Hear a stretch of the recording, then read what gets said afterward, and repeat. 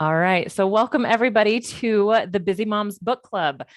You don't have to have kids to join this, and you don't even have to read the book to join. What I really like about this book club is that we can come together and talk about books because I get giddy about them, as I'm sure many of you do as well. Plus, I really like learning things, and books are a fantastic way to learn. So, hopefully, you'll have a chance to look up this book and just read the background around it because it is fantastic. And I am always supportive of our of Shonda Rhimes, who is of different not nationality, she's of different skin color, and she is an African American woman that is changing the way Hollywood views women. Other cultures, all of it. So for Black History Month, I really wanted to focus on that. But please, if you know of other books, always let me know. I'm always interested in supporting other writers and being able to explore outside of some of the normal books that we hear about. Okay, so the book that we are doing is Year of Yes, and I am excited to talk about this book. So just a brief introduction. I am Laura Johnson. I'm a certified life coach for moms. That's my specialty. I have three kids ranging from 10 and a half all the way down to 4. And my husband is a tech executive in their account. He heads up the accounting department. I'm very passionate about what I do because I believe when a woman wakes up to herself, the whole world changes. And I know that moms carry and women carry a mental load that, yes, I do believe is changing, and that norms for that are starting to alter.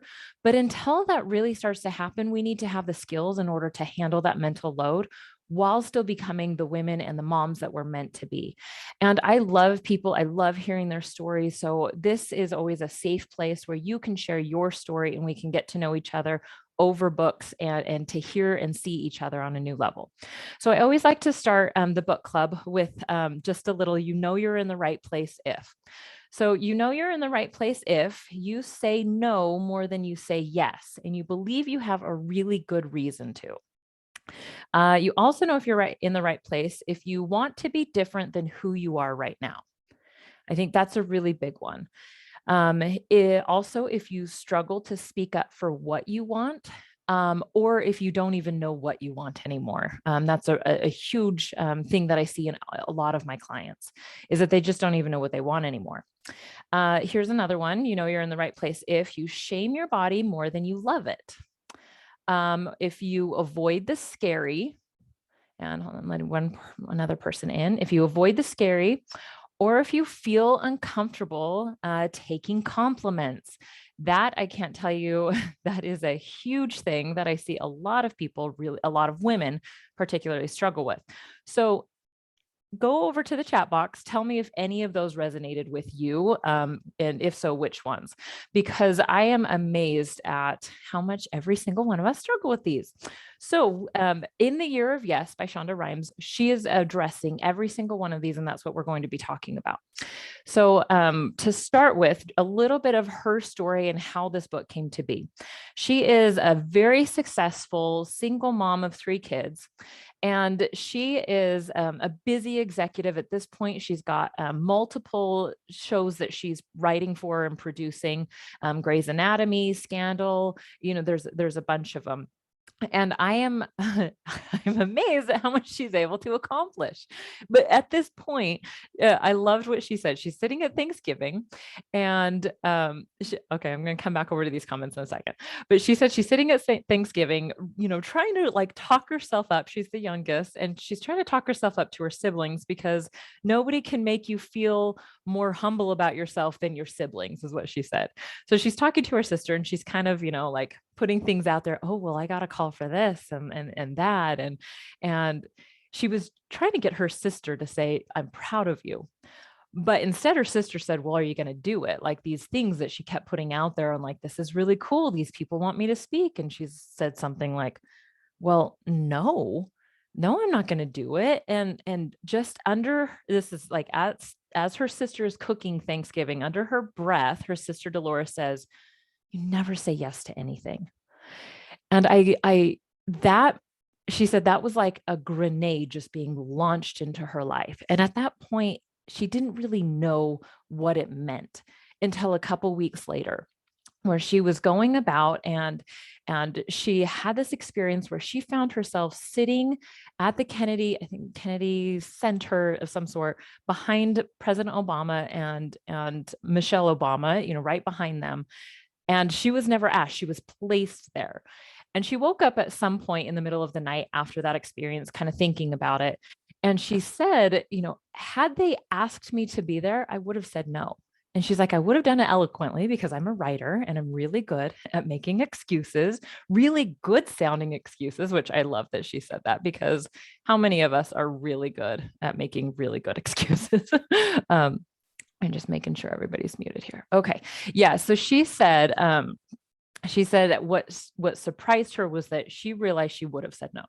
She would have said no to meeting one of her idols, two of her idols, and that she would have turned that down eloquently. And when she asked herself, what would be the reason why I said no? She knew instantly, because it was scary.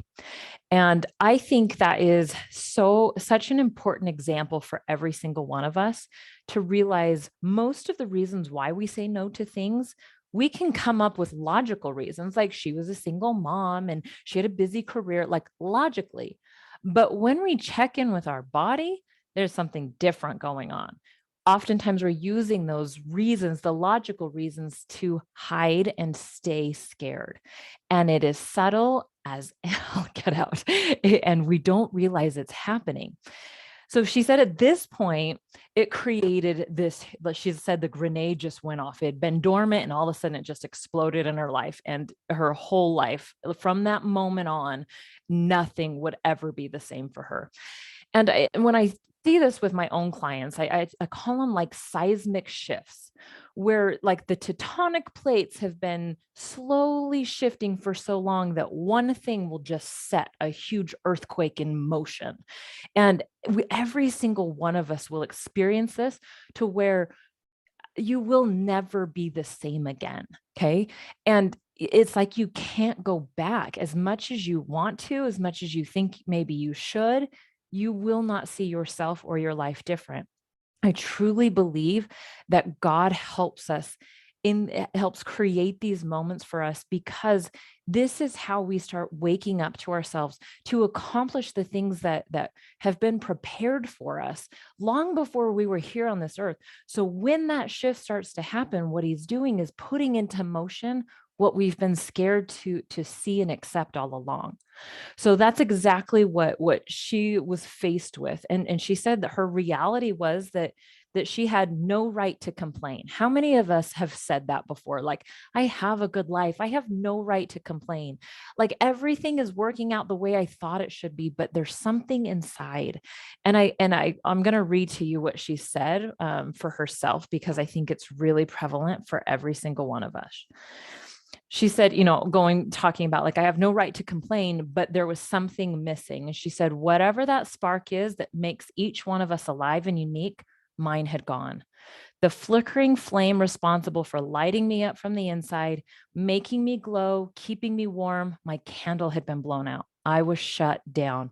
I was tired. I was afraid, small, quiet. And I think every one of us will get to that point in our lives where we just can't live like that anymore. Our light, our spark, what makes us unique and beautiful, and what God uses to accomplish great things on this planet, it's gone out. And when that happens, that's when the seismic shift will start to happen. So wherever you're at today, I want you to really think about that. Really test, like, how bright is my candle? Is there even a flicker? Has my flicker gone out?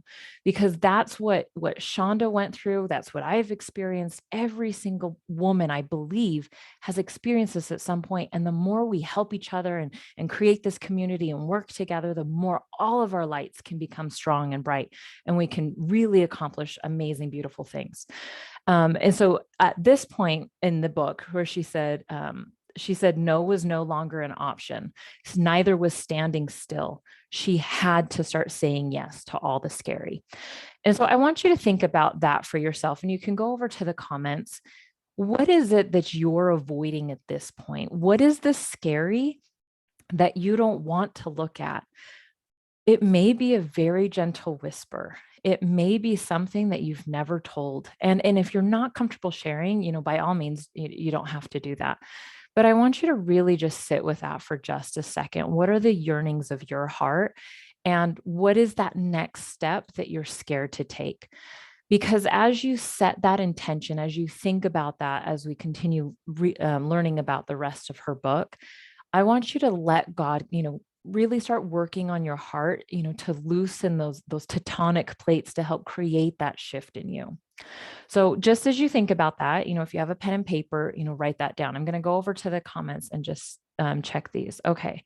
So Elise said, I don't know what I'm supposed to be doing anymore. Elise, you're in the right place.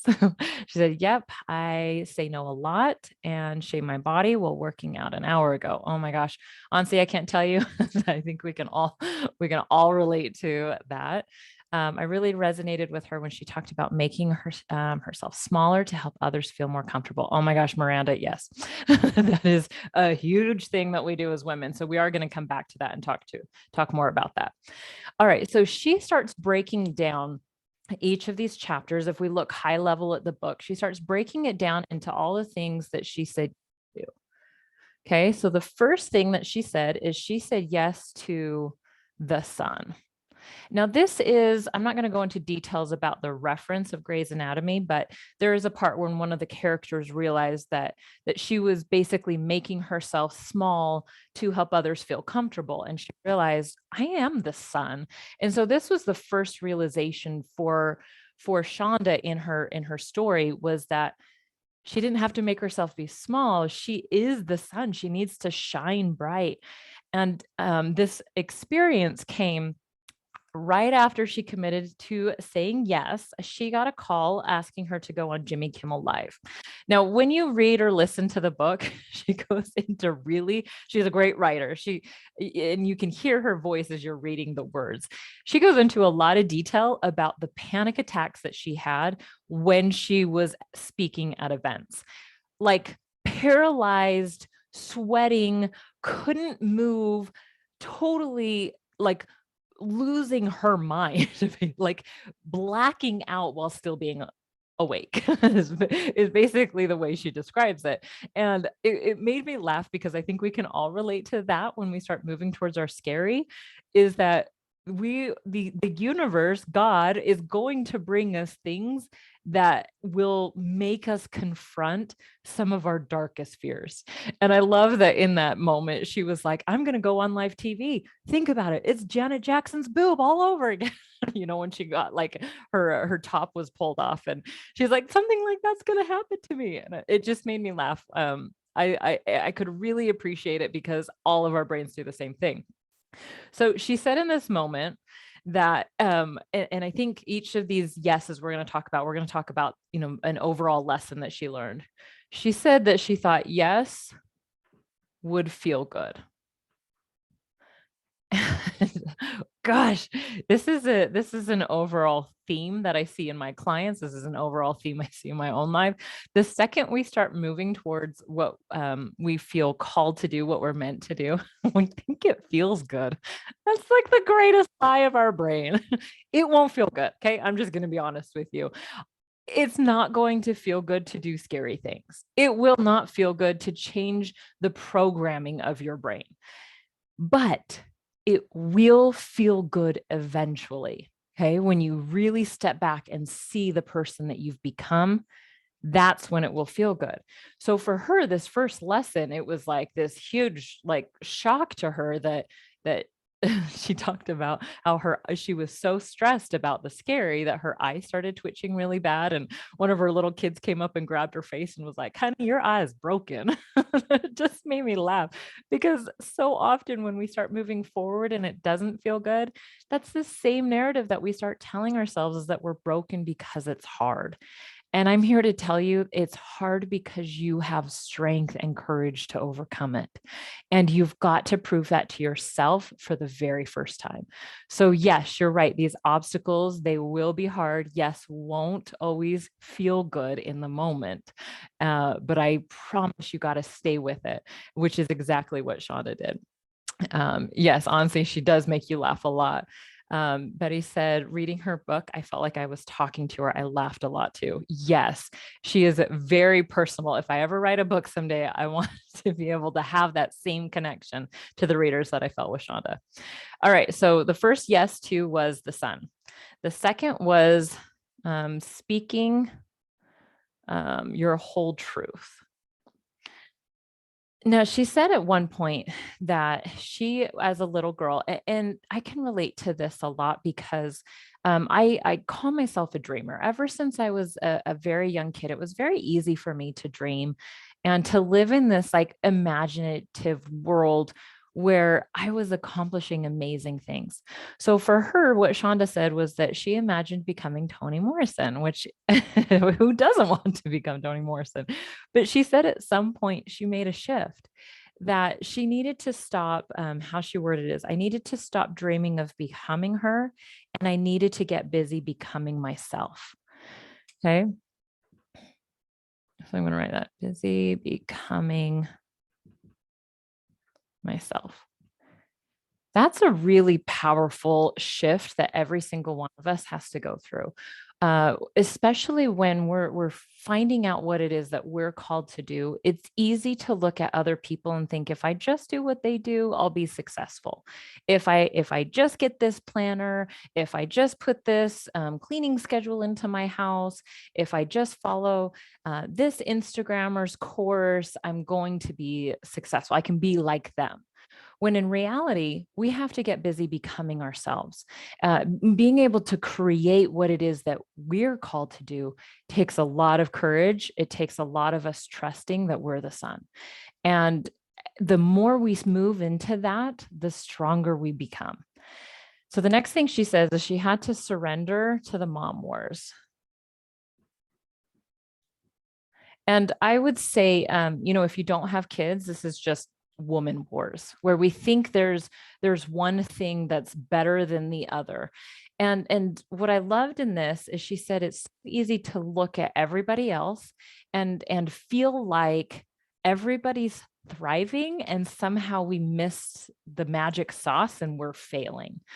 And I really appreciated that she spoke a lot about this with regards to motherhood. So often we look and we're comparing apples to oranges. She said she's very successful because she has help with her children. She has Jenny McCarthy that she talks about in the book. And this is her nanny who is phenomenal. She has all of her family close. She said, I'm a single mom, but not a single mom in the sense that we say single mom is like the struggling mother. She said, I'm a single mom and I have so much help to help me be successful in these ways.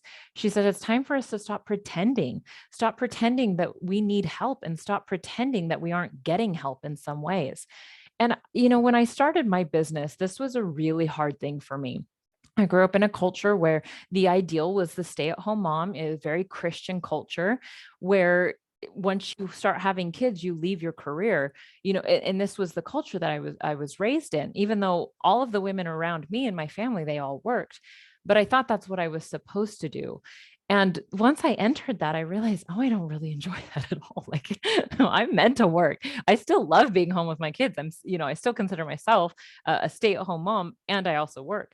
But what I realized was that I couldn't do it all. So at different phases in my life, there have been different help. I mean, at one point I was exchanging kids with friends. That's how I started, working for the first time. Sometimes it was during naps because my kids were taking naps at the time. Sometimes it was in the evenings because my husband worked in the evenings. He was gone. So I started working in the evenings after I put kids to bed. Sometimes I hired help to come in. Sometimes it was a 10-year-old. Sometimes it was a grown nanny that came in, for 6 hours a day. And so there's all different kinds of ways, but and that's what Shonda's so clear on that. Can we just stop thinking that we can do it all? As women, we put so much pressure on ourselves. Let's surrender, let's surrender the mom wars and just stop judging each other and start supporting each other. And so that's what I really liked about her. And she also said that there was a huge shift in this from, I don't want to get the wording wrong. She said, it's time for us to start focusing on what's good for us versus what makes us feel good. So good for us versus makes us feel good.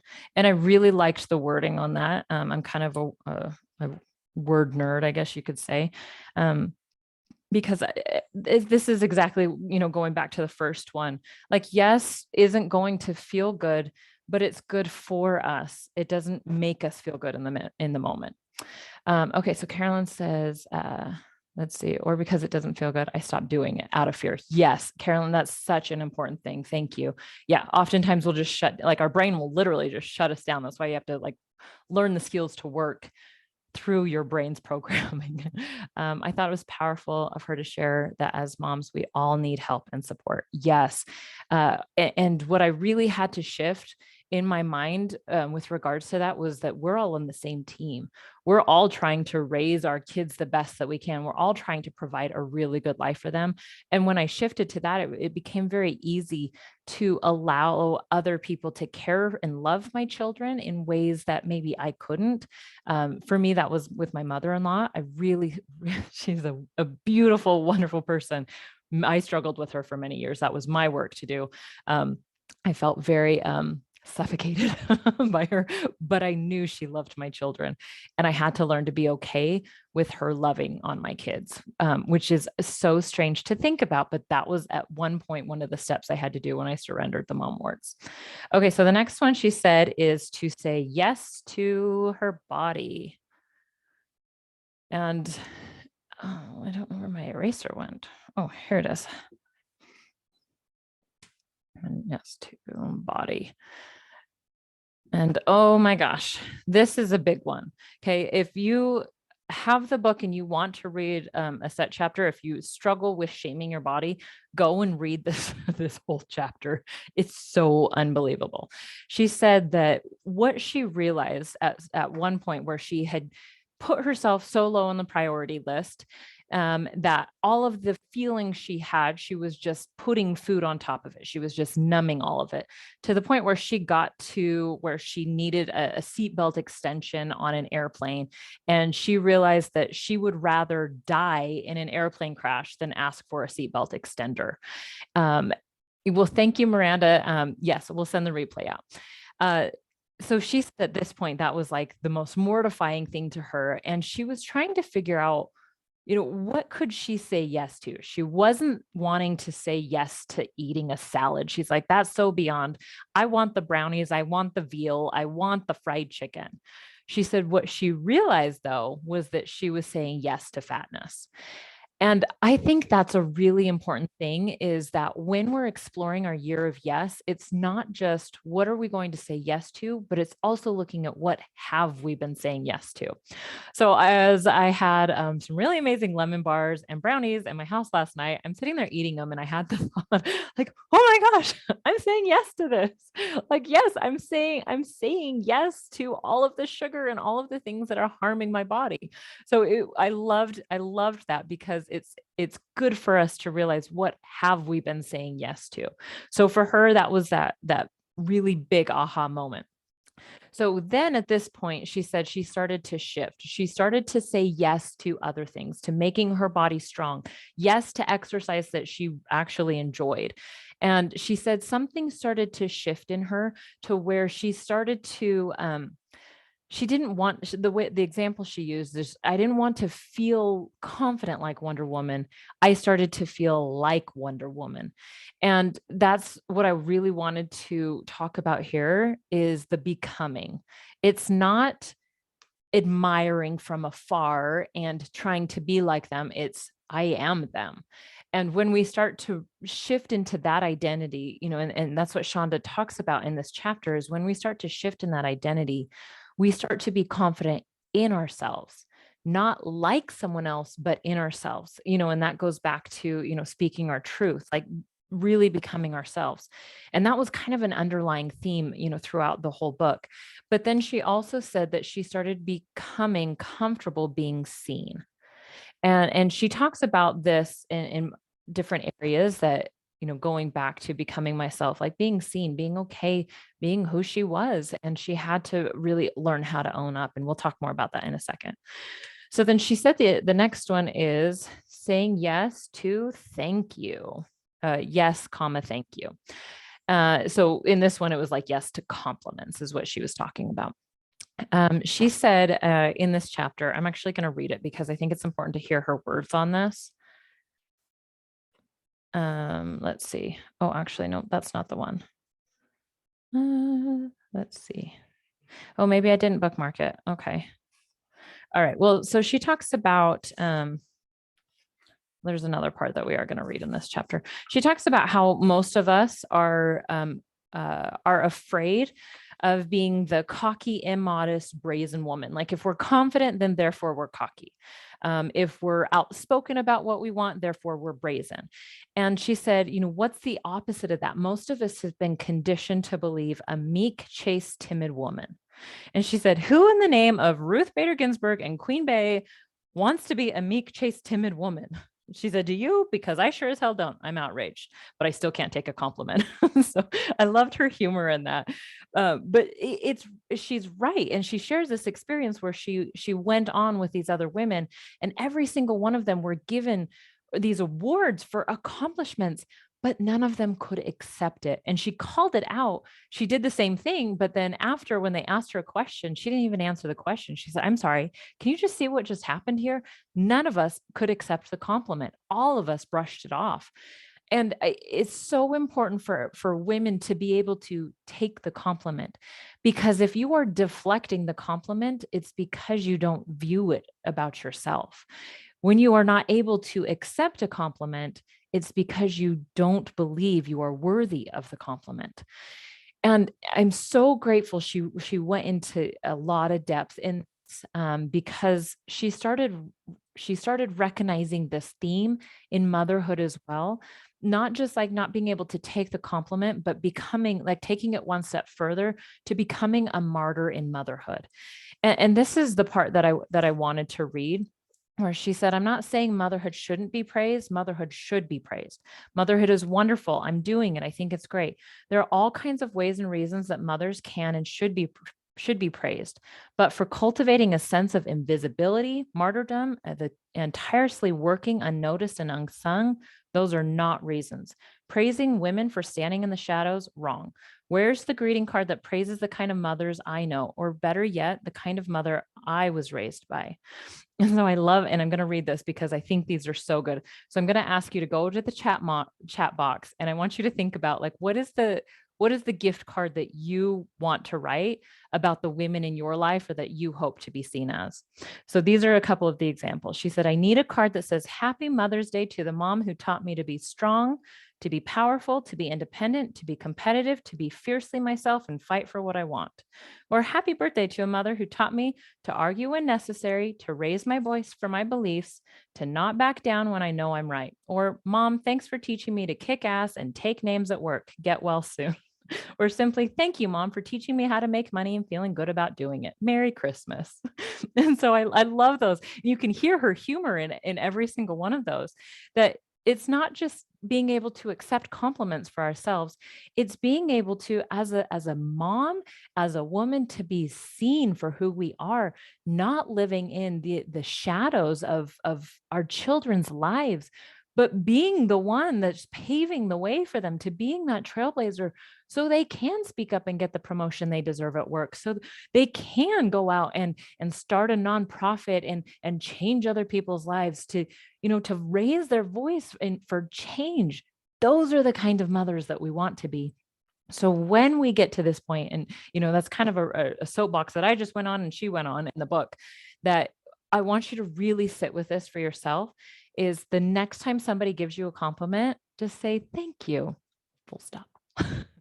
Watch how hard it is. I'm not going to lie. It is crazy hard, but I want you to really settle, like let their words settle into you. Okay. As you do that, what you're doing is teaching your brain that it's okay to be seen, that it's okay to be loved, and that you can see and love yourself as well. All right. So the next one is, let's just make sure, hopefully you got those up there. So I'm going to erase them. So she said the next one is saying yes to no and saying yes to difficult conversations. I don't know if you've heard this quote before, but she talked about it in the book, like saying no in an appropriate time can change the course of history. um, so the example she used, of course, is Rosa Parks, where she said no. The boycott happened of the buses, and everything shifted because of that. And we can all benefit because of the no that Rosa Parks spoke at one time.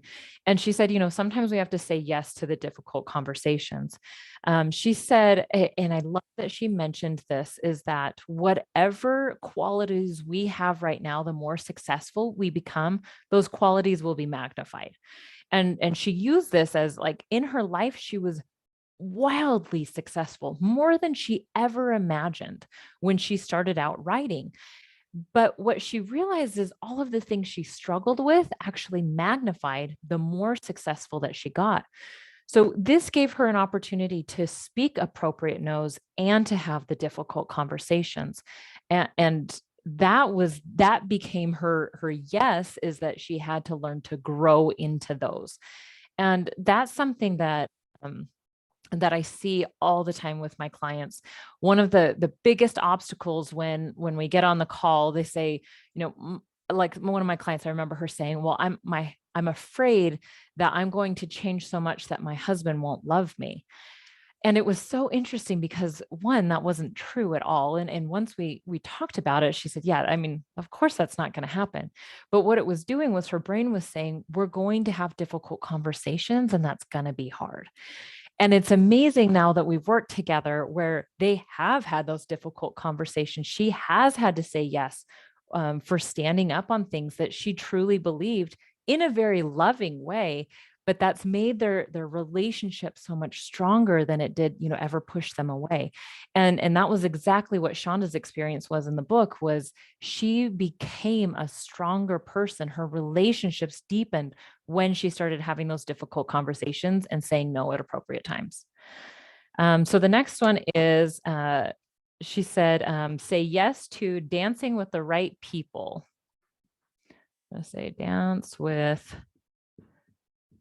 right people. So this is, again, a Grey's Anatomy analogy. So to really get it, you'd have to go back and read how she outlines it. But she said that what she realized in this was that she has a certain group of people. And the more she said yes, the happier she became. The more she approached her scary, the stronger she became. And non-happy people don't like happy people. And that's a hard realization. I think all of us have probably experienced that at some point, where a really good thing happens to someone that we love. And part of us is like, well, why isn't that happening to me? Okay. So I want first to check in with yourself and to recognize that. Okay. First off. And second, I want you to really think about, when has that happened to you? So I'll share this experience with you because I had this horrible fear that more successful I became, I would lose my friends. It was a horrible fear. And what I realized was, in a way, that was true. My relationships have definitely deepened with my right people.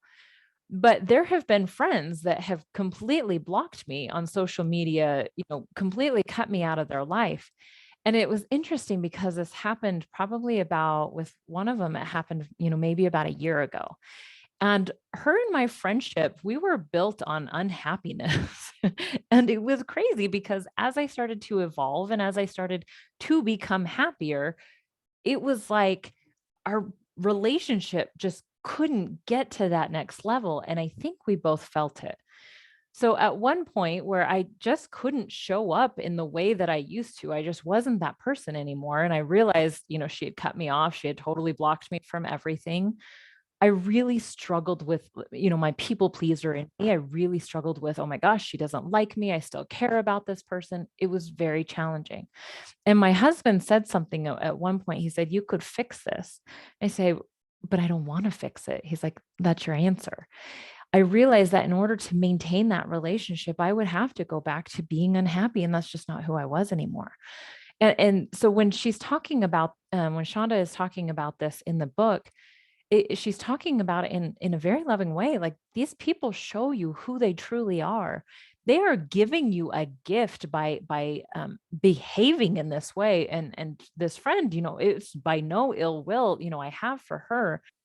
Wish all the best for her in her life and whatever journey that she's on.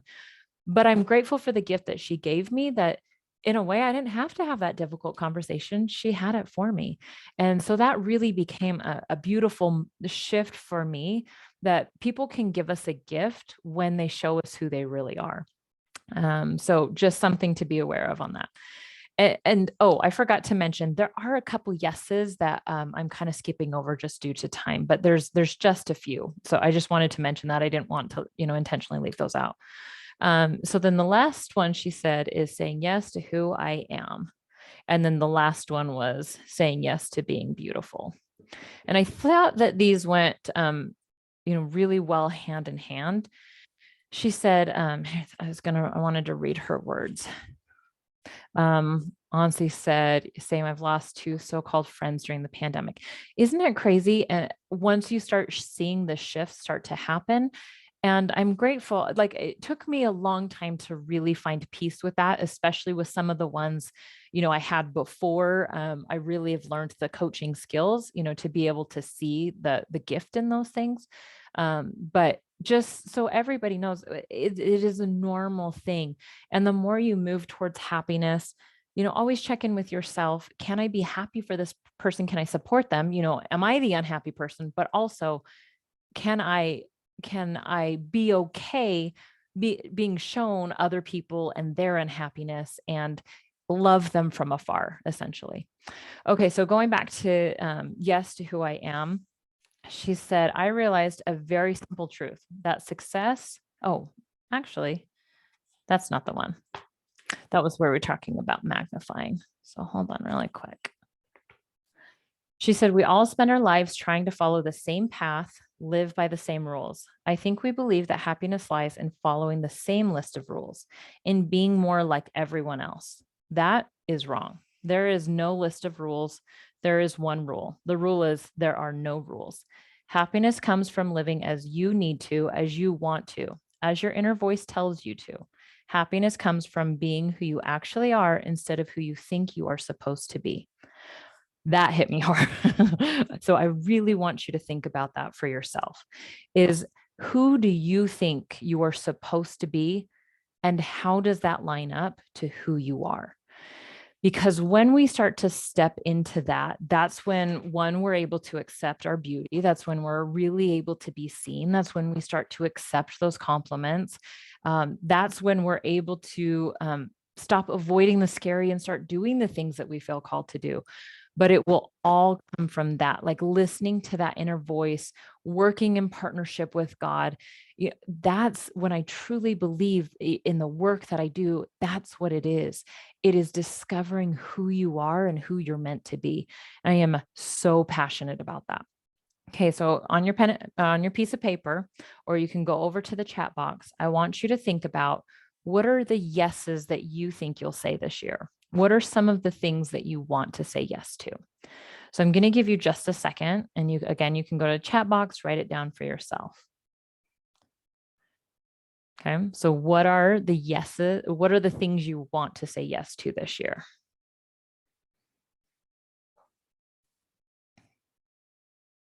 Okay. So I'll give you just a second. Okay. Now, next question. Who is going to help you get there? And this, goes back to dancing with the right people. Having the right people on our side is going to make a difference. And she talks about her tribe, her sisters, her parents, her close friends, her colleagues at work. Like, there are very specific people. I want you to identify those people in your life and really ask them, can you be one that supports me and stand on my side, my ride or die? My husband and I were talking about that last night. Like, are we each other's ride or die? I hope so. Of course we are. But it was just cute because it was like, will you be my ride or die? Yes. Will you be my ride or die? Like we were just like in that little cheesy moment together. But it's important to really recognize who are each other's ride and die, and who are those people that are going to support. So, just to wrap up, I wanted to leave a couple minutes for coaching at the end, but to just share a little bit about, what I do. This is what I do, to really be that person standing on your side. I help them and take what's in their heart, and I help them create it and bring it out into the world to have that courage.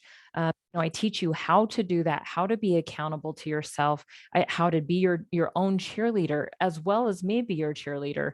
And this year of yes starts right now. And if you're looking for somebody to help you in that year of yes, let me know. I'm actually I'll write my phone number up here in just a second, but text me, let's get on a phone call. Let's do a consultation, figure out if that's something that works for you. And we can move forward on your year of yes right now, because it's only February. The year has just begun, and what you are going to learn going forward will change not only this year, as Shonda talks about in like the year of yes was 12 months to forever. If you're ready to commit to your year of yes, let's get on the phone and let's do that today. Okay, so the last thing, well, here, so here is my phone number. And you can just text me and we'll schedule that. Okay. So the last thing that I always like to do is, of course, introduce next month's book, because I get giddy about books. The Gap and the Gain. Okay. Dan Sullivan, The Gap and the Gain. So you can tell I've already started reading it. So I'm super excited about it. That talks about how it is the high achiever's guide to happiness, confidence, and success. So it's a really fantastic book. I love taking business books and applying it to motherhood, and applying it to the world that we live in. Yes, like a lot of us work, but there's so many other things that these principles apply to. And I think this is a really good example of that, how it's written more for business, but it's so applicable to every human. So that's going to be on March 24th, same time. And yeah, so I always like to do a drawing. So we're going to, okay. So Kelly's laptop. So Kelly, I want to make sure that you can hear me. Just comment. Okay, so I know. So you get to choose if you want a hardcover or if you want the Audible version. Hello. Okay, good. So you can see it. So I will, if you can email me, or I'll find your contact information, I will email you. I just need your address if you want it mailed, or your email. So you don't need to post it in here. I will reach out to you via email outside of this. Okay, so we do have a couple minutes for coaching. So I do want to open it up for anybody that has questions about the book, or if there's something that you want coaching on right now. Otherwise, everybody, you are welcome to leave, or you can stay on. It's up to you. But again, next month, March 24th, The Gap and the Gain. All right. So anybody want some coaching? I wanted to leave it open today. We had thank you, Robin. It was so good to see you in our virtual world. So you can go over to the chat box if there's something that you want, or just unmute yourself.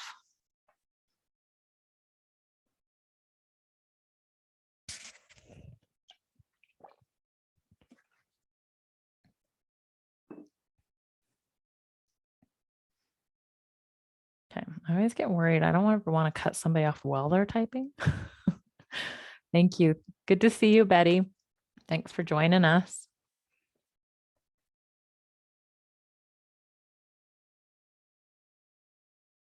Okay, so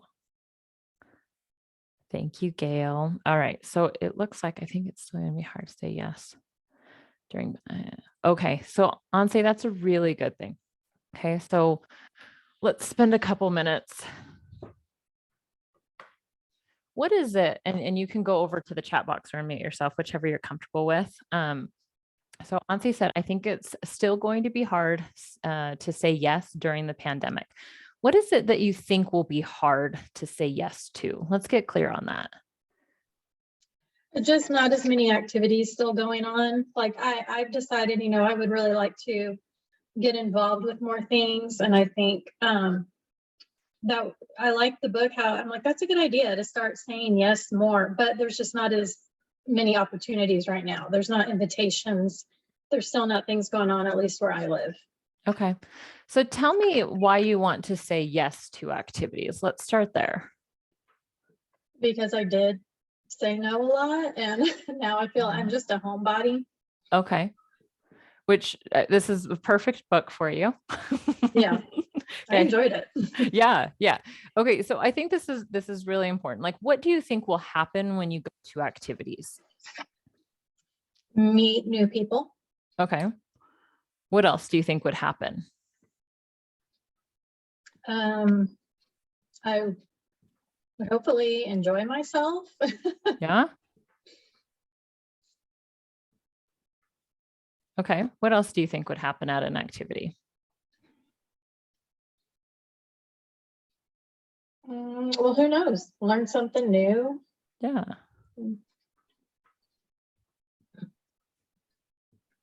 Okay. So I want you to really think about this for yourself. Because right now your brain is telling you that in person is the way for this to happen, is the way for you to become a homebody. And you're right. This can be really challenging during a pandemic when things aren't happening in traditional ways. How else would you be able to say yes to activities to where you meet these goals?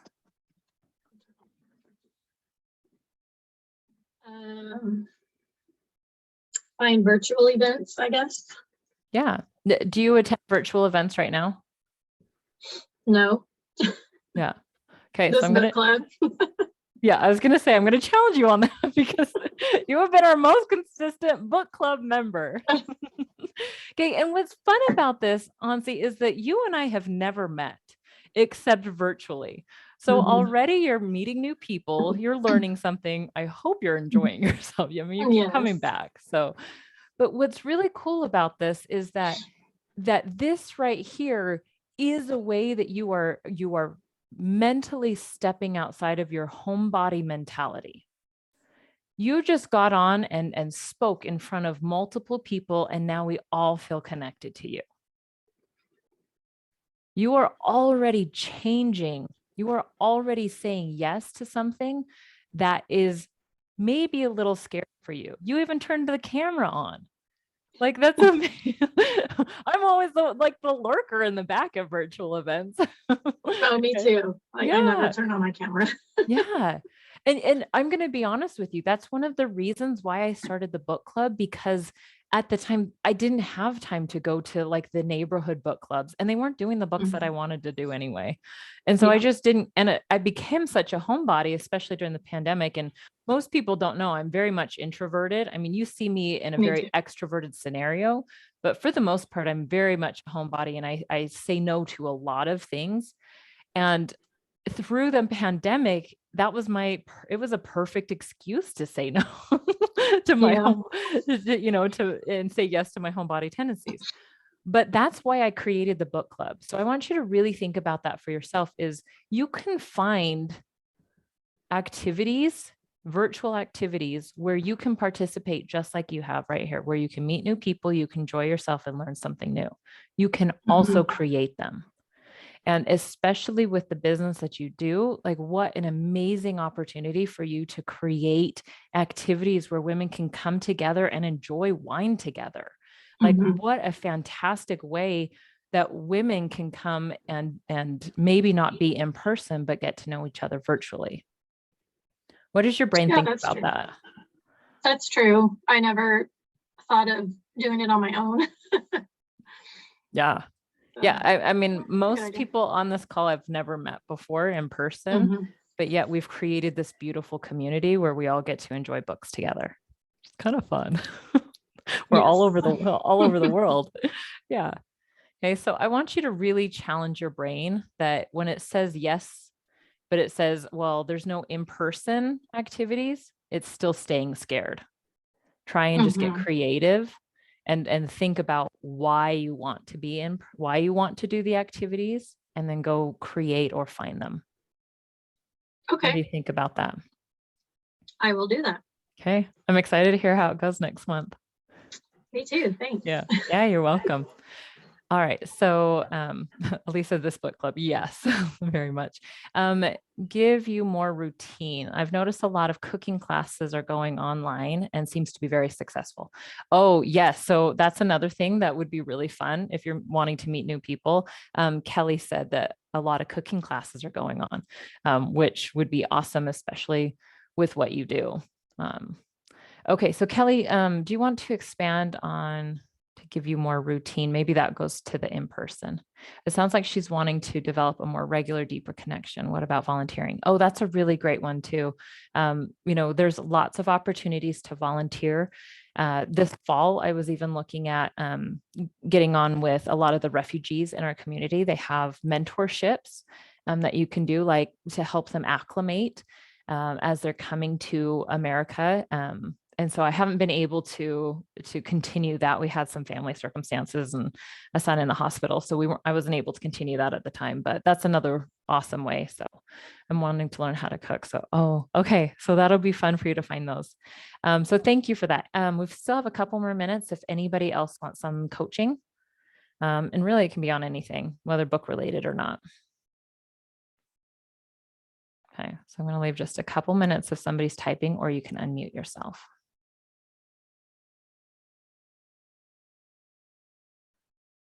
Okay, well, I'm going to give somebody, if they're typing, a chance to do that. So last thing, so I mentioned book club March 24th. Be on the lookout for an email in the next couple days. I mentioned it before, at the very beginning before I started the recording, but next week I will be having a webinar, which will be a lot of fun. It will be one that you most likely have to register for. I'm playing around with that, but just be on the lookout. So what I have found with obviously the New Year's, everybody was sick in January. Everybody's having a lot of thoughts about their goals and how the year didn't go as planned. Totally normal, first off. I'm going to come back to that, Carolyn. But so I'm going to be having a webinar next week on how to make goals not suck, because we all have thoughts about goal sucking. We're going to learn how to make them not suck. Okay. So be on the lookout for that. That'll be next Wednesday at 10 o'clock Mountain Time. So that would be, what is that? 10 o'clock Mountain Time, 12 o'clock Eastern Time. Okay. So I guess I'm wondering how to find what I'm supposed to do with the feeling of wanting more. Oh my gosh, I could literally I could coach you on days for this, Carolyn. That's actually like what I hope to do for my next webinar. But to really, really let you know, I love this question because it's what I'm passionate about and what I help people do in my coaching practice. And so that's why I am so passionate about it. So what you're supposed to do with the feeling, I want you to explore that thought, supposed to do. Every single person has these feelings. I truly believe that. And this desire of wanting something more, this is your compass in life. Okay. This is planted in you by God to do a great work that He is calling you to do. The unique gifts and talents that you have, He can use to help, bless, serve, create, innovate, inspire other people. So when we think about, like, when we find, what that is and what that whispering is, I believe that we have a responsibility to create it into the world, but not a responsibility from like a heaviness, but almost like a birth where we get the opportunity to cultivate and create it and somehow bring it about. Now, I will say that most people in this spot get very paralyzed by not knowing the end from the beginning. Like, I'm trying to think of a good example. Like that would be like Noah wanting to know how to build an ark when he got the first calling that he should. Like there were little steps along the way that God helped him and taught him. It didn't happen overnight. And so really that's what the first thing that I wanted to mention is, just know the next step. Okay. That next step might be Googling something like, oh, what do I do with this? That next step might be praying about it. That next step might be writing it down and speaking it out loud to yourself. There could be 1,000 next steps. I want you to find one. Okay. The second thing that I will tell you is to make a decision. Okay. Once you actually speak it, you have to make a decision to create it. And that's essentially like deciding to give birth. It's going to happen one way or the other. But when you actually decide, okay, all right, I'm ready to go in labor, I'm ready to get this kid out, it's a very different experience than like resisting it and pushing it back, right? So when you get to this point, you have to really make a decision and you have to commit to it. And this is not from a place of, how do I want to word it? This is not from a place of, I hope this is the right thing to do. This is I'm going to put my car in motion and let God steer me as I'm going. God cannot steer a stalled car. Okay. And so when we get to this point with the feeling of wanting more, oftentimes we've got to make that decision. And in order to really figure that out, what it is that we are meant to do, like that feeling, I want you to really think about your joy. This is what I call the discover your calling formula, where you've got to, sorry, I usually have these swapped, but it's figuring out your joy, what makes you come alive, what really brings you happiness, then making a decision to move forward on it. I truly believe our callings choose us and we choose them. It's coincided together. So I'm not going into a lot of coaching with this right now, but Carolyn, I will let you know when I'm going to do that webinar, because we're going to deep dive into this. But that's the first thing that I would really do, is to know your next step. Maybe it's speaking it out loud. Maybe it's praying about it. Maybe it's, Googling something.